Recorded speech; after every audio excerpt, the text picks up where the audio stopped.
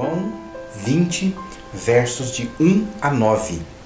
O texto diz assim: no primeiro dia da semana, Maria Madalena foi ao sepulcro de madrugada, sendo ainda escuro, e viu que a pedra estava revolvida. Então correu e foi ter com Simão Pedro e com outro discípulo a quem Jesus amava, e disse-lhes: tiraram do sepulcro o Senhor, e não sabemos onde o puseram. Saiu, pois, Pedro e o outro discípulo e foram ao sepulcro. Ambos corriam juntos, mas o outro discípulo correu mais depressa do que Pedro e chegou primeiro ao sepulcro. E abaixando-se, viu os lençóis de linho, todavia não entrou. Então Simão Pedro, seguindo-o, chegou e entrou no sepulcro. Ele também viu os lençóis e o lenço que estivera sobre a cabeça de Jesus, e que não estava com os lençóis, mas deixado num lugar à parte. Então entrou também o outro discípulo, que chegara primeiro ao sepulcro, e viu e creu, pois ainda não tinham compreendido a Escritura, que era necessário ressuscitar ele dentre os mortos. Toda a narrativa acerca de Jesus nos evangelhos culmina na ressurreição dele, de modo que a ressurreição é o grande final, né?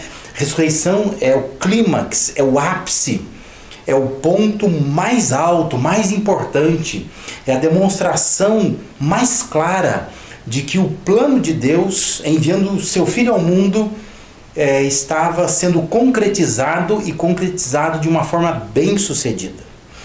Pedro, quando vai fazer a sua pregação, praticamente cerca de 2 meses, menos na verdade, 2 meses depois do episódio da ressurreição, Pedro está pregando, e ele está usando como base o Salmo 16:10, que diz: pois não deixarás a minha alma na morte, nem permitirás que o teu santo veja corrupção. Pedro, pregando ali em Jerusalém, ele afirmava o seguinte, lá em Atos 2:31 registra assim: prevendo isto, referiu-se à ressurreição de Cristo, que nem foi deixado na morte, nem o seu corpo experimentou corrupção. A ressurreição foi o apogeu da trajetória de Jesus na terra. Depois de castigarem e de matarem o Filho de Deus, ele reapareceu, ele ressurgiu vivo. Naturalmente, um assunto desse porte, né? Um assunto de tamanha importância, que transcende até o entendimento das expectativas humanas, um assunto assim desperta várias reações, e na tentativa de explicar ou até mesmo de negar este fato, surgiram várias teorias acerca de Jesus, tentando mostrar que ele não ressuscitou de fato. Ainda que muitas dessas especulações sejam do século XIX, mas até hoje elas circulam por aí, às vezes nessa época mesmo de Páscoa, em momentos assim, datas comemorativas, acaba circulando de novo por redes sociais algumas dessas argumentações contrárias à realidade da ressurreição de Jesus. Mas é claro que os estudiosos contemporâneos, eles rejeitam essas explicações, essas especulações, porque, na verdade, negar a ressurreição de Jesus acaba sendo muito mais difícil do que acreditar nela. Os argumentos levantados para a negação da ressurreição são mais difíceis de compreender e de acreditar do que o próprio fato da ressurreição. E o fato é que Jesus foi ressuscitado. Ele morreu, mas a ressurreição de Jesus foi um fato que não dá para negar. Mas mesmo nós, né, somos seguidores de Jesus, a semelhança daqueles primeiros seguidores, daqueles primeiros discípulos de Jesus, nós podemos ainda, como diz o texto que nós lemos aqui, ainda não ter compreendido a Escritura, que era necessário ressuscitar ele dentre os mortos. E nós, especialmente, podemos não entender o porquê que era necessário ressuscitar Jesus dentre os mortos. isso acaba se tornando um elemento da nossa fé, que fica esquecido num canto, sem muita reflexão acerca do seu real sentido, o que significa, o que significou e qual a importância disso para a fé cristã, o fato de Jesus ter sido ressuscitado. O que a ressurreição expressa? O que ela mostra? O que ela nos traz? Com a ressurreição de Jesus, foi nos proporcionado uma espécie de reservatório que nos garante algumas coisas. Muitas dessas coisas, se você pegar 1 Coríntios capítulo 15, Paulo na sua teologia, ele vai abordar essas coisas.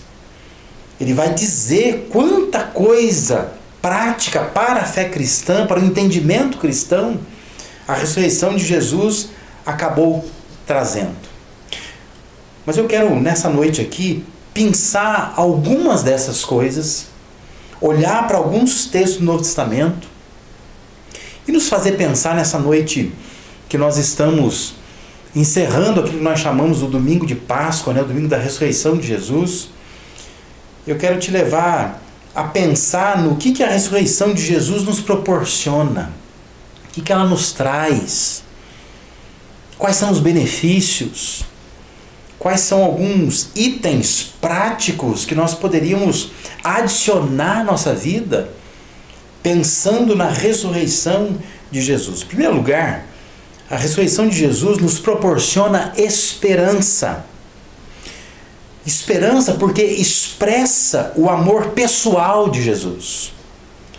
A ressurreição de Jesus era um retorno não só de Jesus à vida humana, mas era um retorno de Jesus ao convívio dos seus discípulos, ao convívio humano.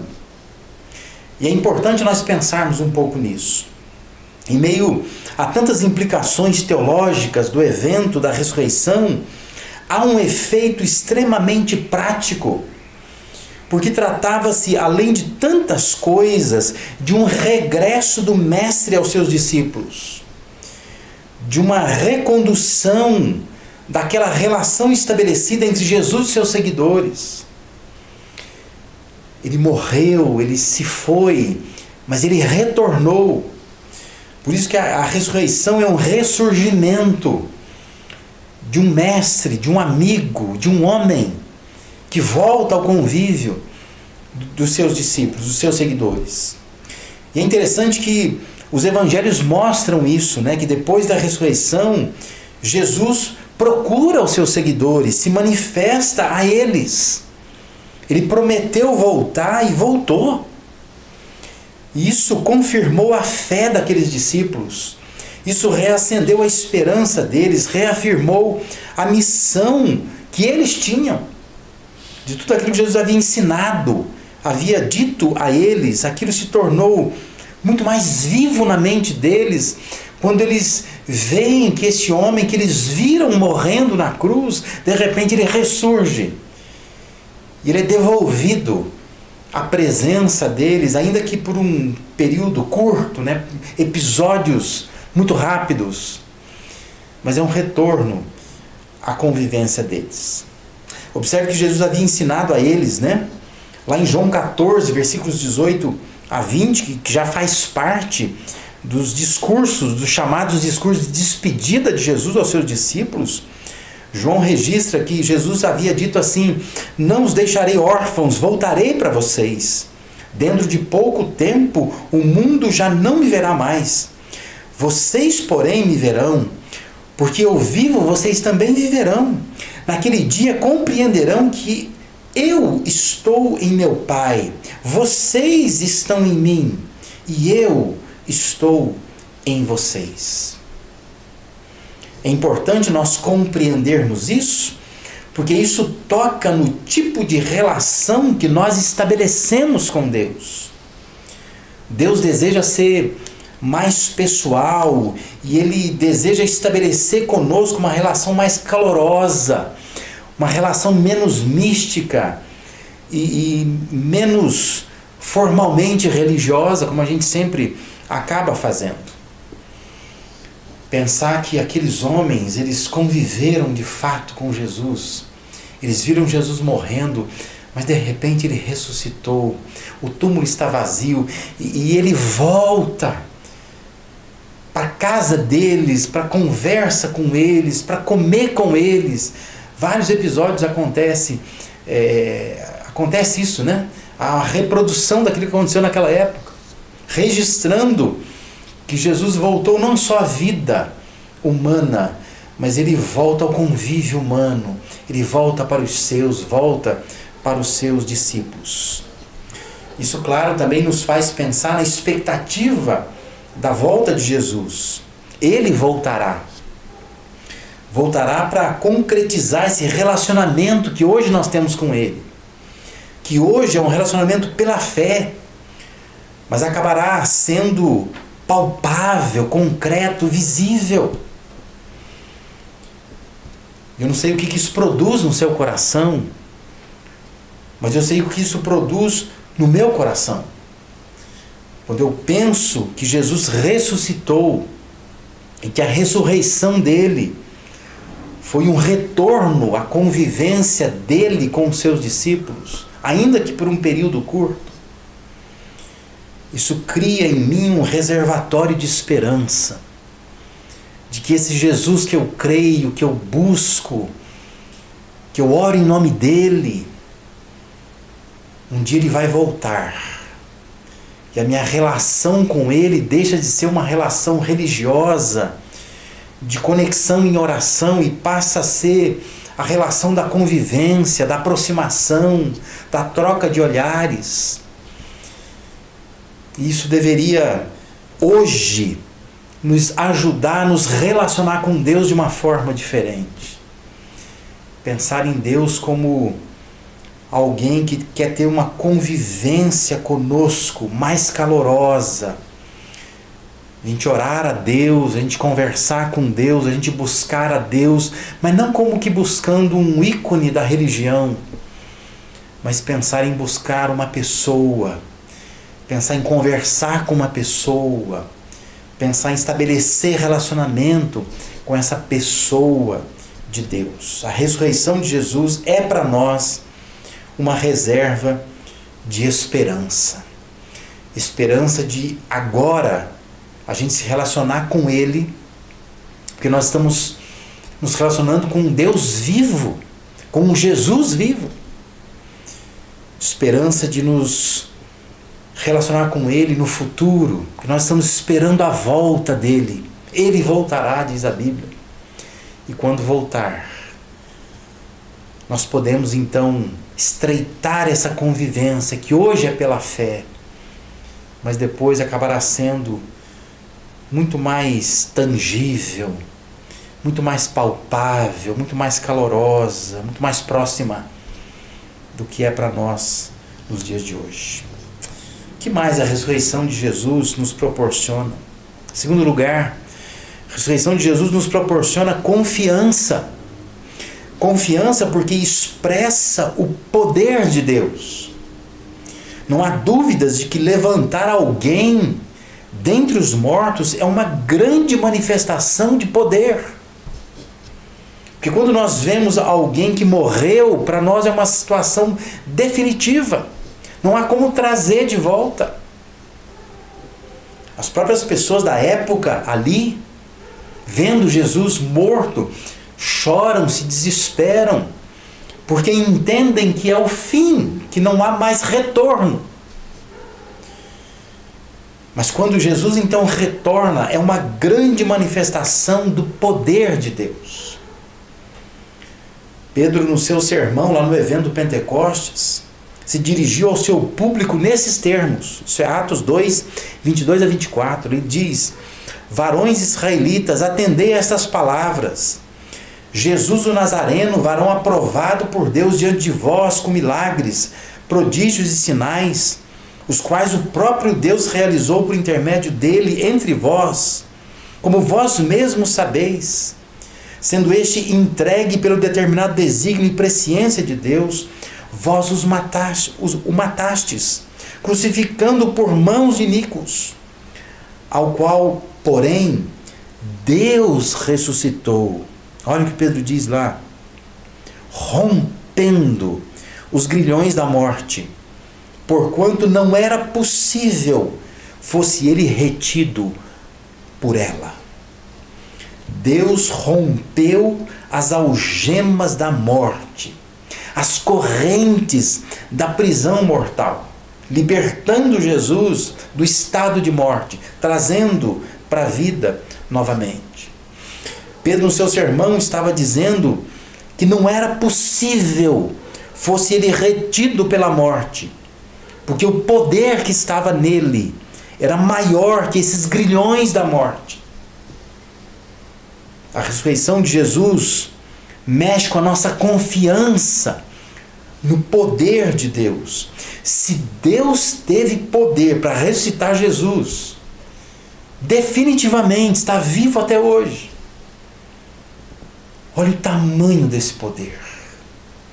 A ressurreição de Jesus nos faz pensar que até o pior inimigo, que é a morte, ele pode vencer. Ele tem poder para isso.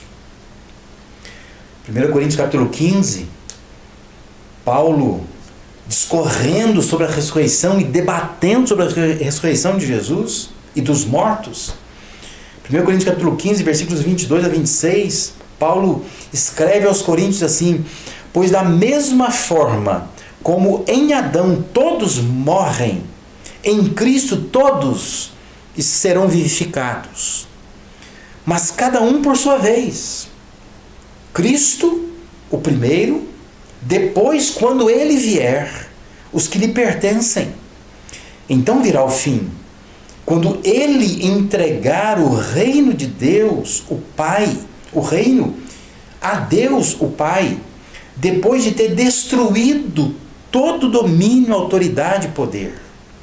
Pois é necessário que ele reine até que todos os seus inimigos sejam postos debaixo dos seus pés.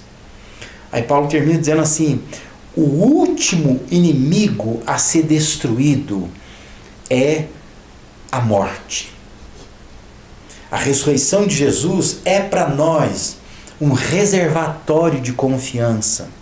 Nos faz lembrar o tamanho, a dimensão, a potência que Deus tem. Poder de Deus, tamanho desse poder, as dimensões desse poder.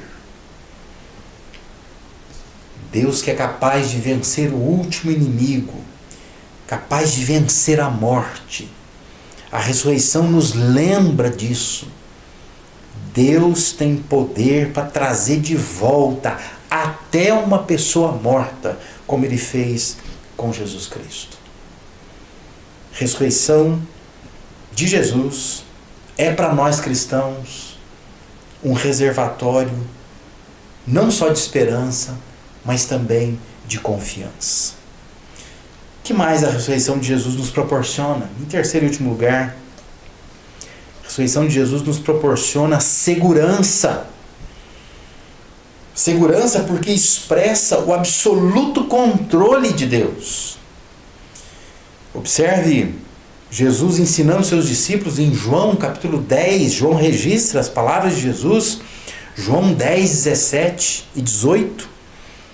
Jesus falando, ele diz assim: por isso o Pai me ama, porque eu dou a minha vida para reassumir. Ninguém a tira de mim, pelo contrário, eu espontaneamente a dou. Tenho autoridade para entregar e também para reavê-la. Este mandato recebi de meu Pai. Jesus estava explicando aos seus discípulos que na verdade, ele estava se entregando. Isso é tão verdade porque um crucificado, a pessoa crucificada, ela podia ficar na cruz de 24 horas, pelo menos 24 horas ela ficava, até 48 horas, depende do organismo, depende do porte físico, né, das condições da pessoa crucificada.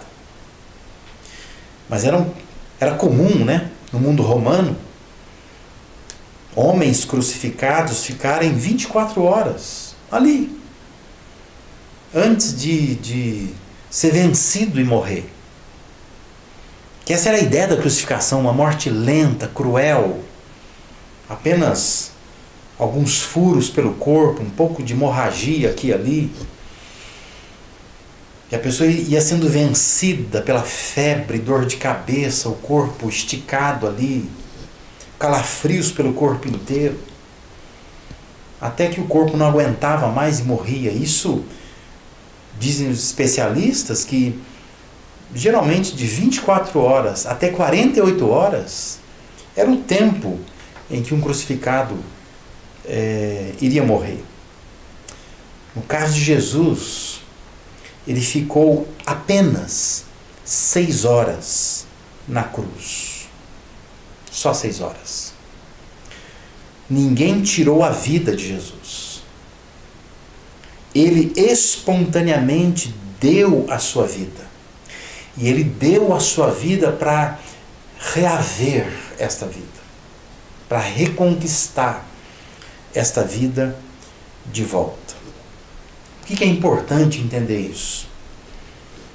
Porque todo aquele sofrimento pelo qual Jesus passou, a sua morte sangrenta ali na cruz do Calvário, podia parecer, e pode ainda parecer aos olhos humanos, que tudo havia se descontrolado, que o plano de Deus não deu certo, que a intenção de Jesus foi vencida pela cruz do Calvário. Mas a ressurreição, ela revela que tudo estava no controle de Deus, que esta era a estratégia de Deus, deixar o Filho morrer, para que se oferecesse em sacrifício por nós, mas depois ressuscitá-lo, devolver a vida a Ele. A ressurreição de Jesus nos assegura que o plano e o propósito de Deus para nós serão cabalmente cumpridos. A ressurreição de Jesus é mais uma das afirmações que a Bíblia tem de que Deus está no controle de todas as coisas. A ressurreição de Jesus é para nós um reservatório de segurança, nós podemos ficar seguros.